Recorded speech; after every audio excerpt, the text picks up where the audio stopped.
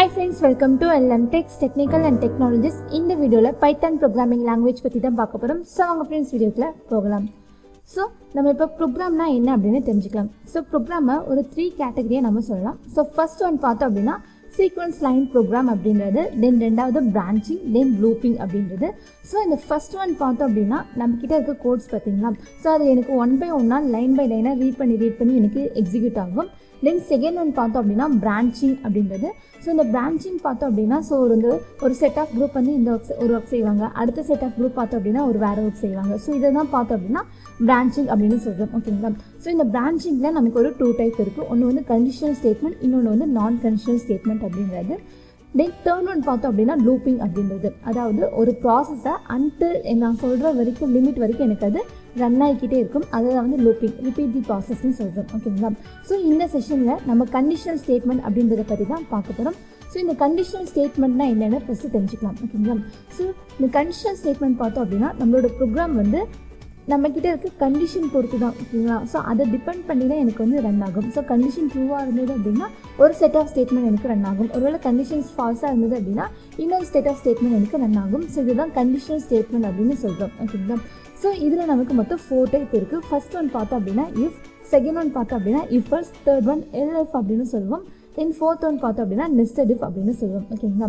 So இதுக்கான syntax பார்த்தோம் அப்படின்னா நமக்கு இங்கே இருக்குது. ஸோ ஃபர்ஸ்ட் ஒன் வந்து இஃப்கான சின்டாக்ஸ். ஓகேங்களா. ஸோ இஃப் நமக்கு இந்த இடத்துல என்ன கண்டிஷன் வரணுமோ அந்த கண்டிஷனை கொடுப்போம்.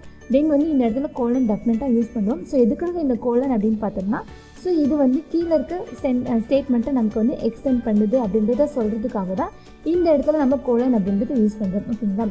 ஸோ இந்த கண்டிஷன் எழுதுறதுக்கு அப்புறமேட்டு அடுத்த வர லைன் இருக்குது பார்த்தீங்களா. ஸோ அடுத்த லைனை வந்து நம்ம ஒரு டேப் ப்ரெஸ் பண்ணி தான் நம்ம ரைட் பண்ணுவோம். ஸோ இது வந்து இஃப்கான சின்டாக்ஸ். தென் அடுத்தது பார்த்தோம் அப்படின்னா இஃப்எல்ஸ்க்கான சின்டாக்ஸ். ஓகேங்களா. ஸோ இஃப் அப்படின்றது நமக்கு என்ன பண்ணும் அப்படின்னு பார்த்தோம்னா நம்ம கண்டிஷன் ஓகேவா, அதாவது ட்ரூவாக இருந்ததுன்னா மட்டும் அதுக்கான ஸ்டேட்மெண்ட்டை எனக்கு பிரிண்ட் பண்ணும். ஒருவேளை கண்டிஷன் எனக்கு தப்பாக இருந்தது அப்படின்னா அந்த இடத்துல எனக்கு வந்து எதுவுமே எக்ஸிக்யூட் பண்ணாது. ஓகேங்களா. ஸோ என்னோட ஸ்க்ரீன் வந்து எனக்கு அப்படியே ப்ராசஸ் ஆகி நின்றுக்கிட்டே இருக்கும்.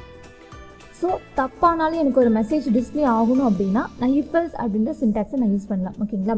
ஸோ ட்ரூவாக இருந்தது அப்படின்னா எனக்கு அதுக்கான ஒரு ஸ்டேட்மெண்ட்டை எனக்கு பிரிண்ட் பண்ணணும். ஒருவேளை கண்டிஷன் ஃபால்ஸாக இருந்தது அப்படின்னா அதுக்கான ஒரு மெசேஜை எனக்கு டிஸ்பிளே பண்ணணும். ஸோ இதுதான் பார்த்தோம் அப்படின்னா இஃப்எல்ஸ் அப்படின்றது. ஸோ இந்த இடத்துல எல்ஸ் அப்படின்றத போட்டுட்டு நம்ம கோலன் கண்டிப்பாக யூஸ் பண்ணணும். ஸோ அதுக்கப்புறமேட்டு வரலைன்னா ஒரு டேப் தள்ளி தான் நம்ம வந்து டைப் பண்ணணும். ஓகேங்களா. ஸோ எதுக்காகனா இந்த லைன், அதாவது இந்த கண்டிஷன் வந்து இது எக்ஸ்டெண்ட் பண்ணுது அப்படின்றத சொல்கிறதுக்காக தான். ஓகேங்களா. ஸோ ஒரே லைனில் போட்டோம் அப்படின்னா நமக்கு எரர் வரும். தென் தேர்ட் ஒன் பார்த்தோம் அப்படின்னா எல்சிஃப் சின்டாக்ஸ் அப்படின்றது. ஓகேங்களா. இதை வந்து நம்ம எல்இஃப் அப்படின்னு சொல்லுவோம். ஸோ மற்ற ப்ரோக்ராமிங் லாங்குவேஜ்லாம் எல்சிஃப் லேடர்னு சொல்லுவாங்க. ஓகேங்களா. பைத்தானில் இதை வந்து நம்ம எல்இஃப்னு தான் படிப்போம். ஸோ ஃபர்ஸ்ட் ஒன் வந்து சேம் இஃப் அப்படின்றது. ஸோ அதுக்கான கண்டிஷன் ஓகேவாக இருந்ததுன்னா அதனோட ஸ்டேட்மெண்ட் எனக்கு ரன் ஆகும். ஸோ எனக்கு அகைன் இன்னொரு கண்டிஷன் வேணும் அப்படின்னா ஸோ நான் எல்எஃப் அப்படின்றத யூஸ் பண்ணிக்கலாம். ஸோ இதுக்கான கண்டிஷன் இந்த இடத்துல நான் போட்டுட்டு தென் இதுக்கு என்ன வேணுமோ அதுக்கான ஸ்டேட்மெண்ட்டை நான் ப்ரொடியூஸ் பண்ணிக்கலாம். ஸோ இந்த மாதிரி எத்தனை எல்எஃப் வேணாலும் நான் போட்டுக்க முடியும். ஓகேங்களா. ஸோ இதெல்லாம் வந்து பார்த்தோம் அப்படின்னா எல்எஃப் லேடர் அப்படின்னு நம்ம சொல்லுவோம். தென் அடுத்தது பார்த்தோம் அப்படின்னா நெஸ்டட் சின்டாக்ஸ் அப்படின்றது. ஓகேங்களா. ஸோ நெஸ்டட் இஃப் அப்படின்றத பார்த்தோம் அப்படின்னா ஸோ ஃபஸ்ட்டு ஒரு இஃப் ஓகே ஆனால் தான் எனக்கு அடுத்த கண்டிஷனுக்குள்ளேயே போகும். ஓகேங்களா. ஸோ ஃபஸ்ட்டு ஒன்றே எனக்கு வந்து ஃபால்ஸ் ஆகிடுச்சு அப்படின்னா ஸ்டேட்டாக எனக்கு வந்து எக்ஸிட்க்கு போயிடும். ஓகேங்களா.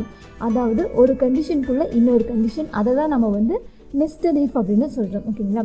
ஸோ இங்கே பார்த்தோம் அப்படின்னா ஃபஸ்ட் ஒரு இஃப் கண்டிஷன் கொடுத்துருக்கோம், அதுக்கான ஸ்டேட்மெண்ட் இந்த கண்டிஷன் ஓகேவா ஆனால் மட்டும்தான் தென் இதுக்குள்ளே எனக்கு இன்னொரு கண்டிஷனை செக் பண்ணிவிட்டு அதில் எனக்கு என்ன மெசேஜோ எனக்கு அதை டிஸ்பிளே பண்ணும். ஓகேங்களா.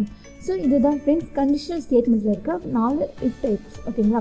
ஸோ அப்கமிங் வீடியோவில் இந்த 4 சின்டாக்ஸையும் நம்ம ஒன் பை ஒன்னாக ப்ராக்டிக்கலாக போட்டு பார்க்க போகிறோம்.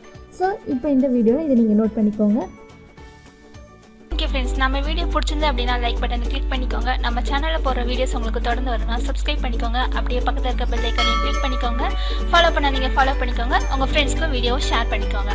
Okay friends, thank you.